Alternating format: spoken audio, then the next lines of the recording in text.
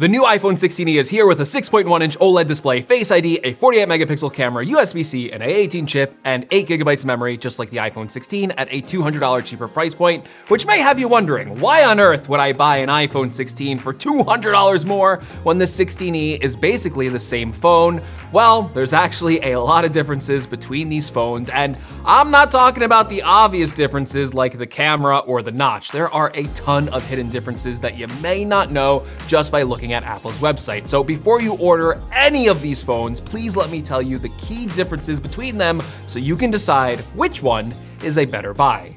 Now, that starts with the display, and now yes, at first glance, both phones look like they have the same 6.1-inch OLED display, and yes, you're smart enough to know that the 16 comes with a dynamic island, while the 16e still comes with the notch. However, there's big differences in the display besides that, because the 16e comes with less display brightness. It gets up to 800 nits for regular display brightness and 1200 nits for peak brightness when viewing HDR video. The 16, on the other hand, well, it gets 1000 nits of brightness, 1600 nits of peak brightness for HDR video, and up to 2000 nits of full screen brightness for outdoor use, something the 16e doesn't even have. This is a monumental difference between the brightness levels on both phones. The 16 is going to be a much better phone, especially for using outdoors. And on top of that, the 16 is also capable of dimming even lower to just 1 nit for ultra low screen brightness, which is great if you're using your phone at night, like in your bed or something like that. In terms of controls, both phones have the same volume buttons, and the 16e even gets the action button instead of the mute switch, which you can customize for quick actions besides muting, like opening up the flashlight controls or the camera. However, the 16e does not come with the new camera control button, a dedicated button to opening and using the camera app on the iPhone 16. In terms of design, besides the notch, the 16e is pretty much the same as the iPhone 16, with the same dimensions and about the same weight. They both have the same screen size, and both phones even have a USB-C port. But it does have a really strange difference. The iPhone 16e does not have MagSafe. Yes, a feature that has been on every iPhone since the iPhone 12 for some reason is not on the new 16e. This means that a wide array of MagSafe accessories like MagSafe chargers, wallets, or camera mounts just won't work on the 16e.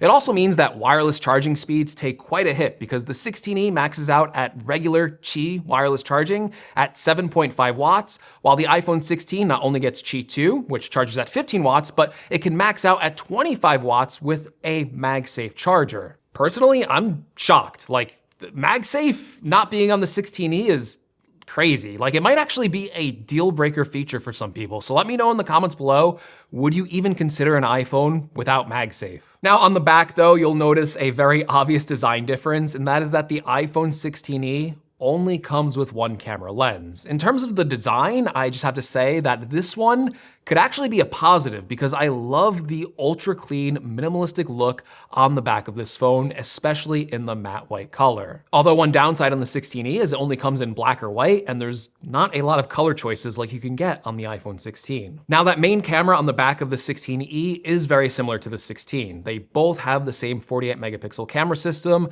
They can both utilize a crop mode on the main sensor that basically gives these phones the equivalent of an optical 2x zoom lens. Obviously, the 16 also gains an additional camera lens that is a 12 megapixel ultra wide angle camera that gives you a really wide angle field of view. On top of that, it also allows the 16 to shoot macro mode photos, which lets you take really detailed close-up shots. Now, while that might seem like the only camera difference, there's actually quite a bit missing from the 16e. That includes the ability to capture spatial videos and photos, losing out on cinematic video recording modes that allow you to artificially blur the background from more bokeh, and it even loses out on the action mode, which helps stabilize really shaky iPhone footage.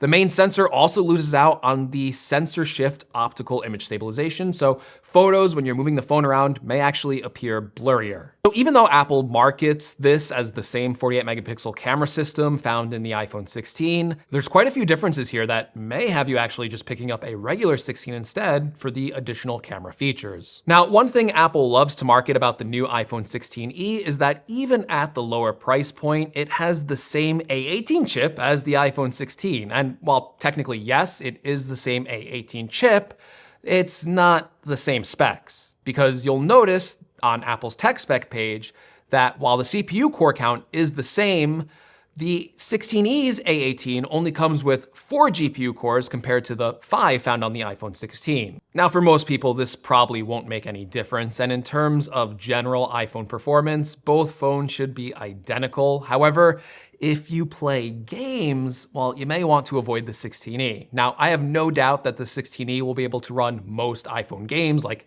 Genshin Impact or Call of Duty Mobile. However, what Apple doesn't advertise is higher end games like Resident Evil 4 Remake or Death Stranding being able to run on the new 16E. And there's really no clear indication of if these higher end games will run on this phone right now. Unfortunately, I just don't have an answer for you because they don't tell you if those games will run on the 16E. But best case scenario, even if they do run, I assume they will take quite a performance hit with that one less GPU core. Now, internally, there's even more differences and a lot missing from the iPhone 16E. That includes the lack of Thread connectivity for smart home devices, no ultra wideband chip for precision finding, and the 16E only comes with Wi-Fi 6, while the regular 16 comes with Wi-Fi 7. The biggest internal difference by far, though, is the lack of a Qualcomm modem on the iPhone 16e, because for the first time ever, Apple is using their own custom 5G cell modem called the Apple C1. Now, right now, we have no information on whether or not this will be a pro or con in terms of cellular reception or data speeds.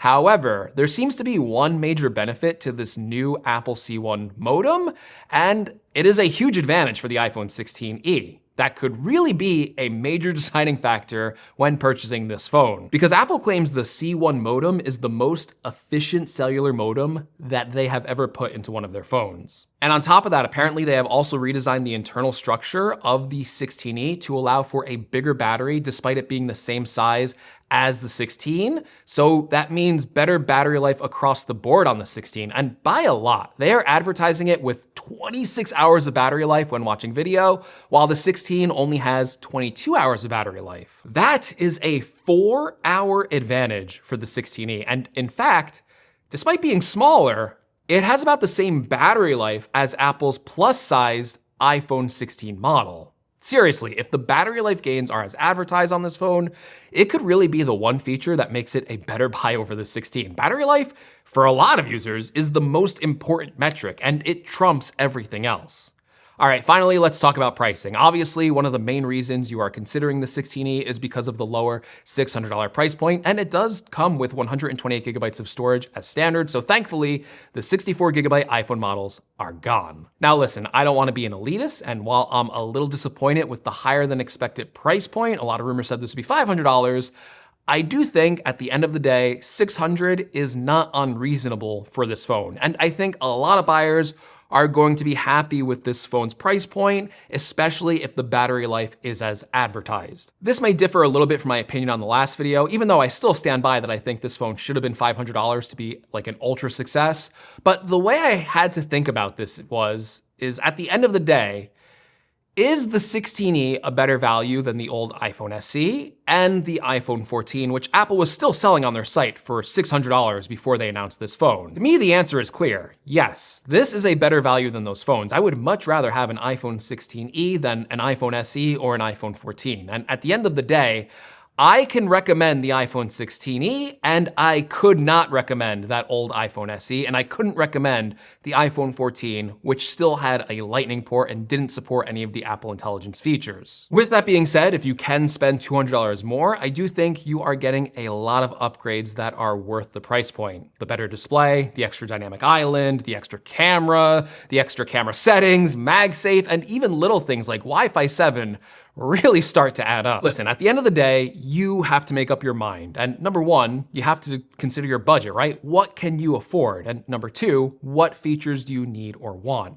If the iPhone 16 has those extra features that you want, just spend the extra $200 and get it.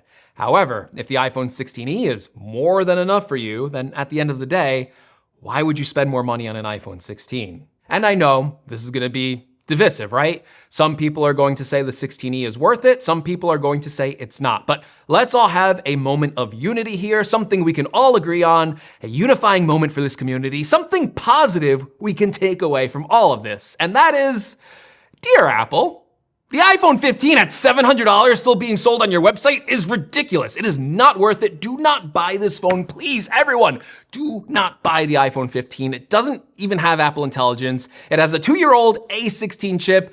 It has 6 gigabytes of memory, and it's $700 on their website. It is not worth $700 at that price point. Ridiculous. Remove it from the website. You would have such a clean lineup. 16E, 16, 16 Pro. That's the lineup. Apple, get rid of that. 15, please. All right. I hope you really found this video helpful in deciding between the iPhone 16 and the iPhone 16e. If you did, please leave me a like. If you want to see more, including a future review of the iPhone 16e, make sure you're subscribed. And as always, thank you so much for watching, and I'll catch you in the next one.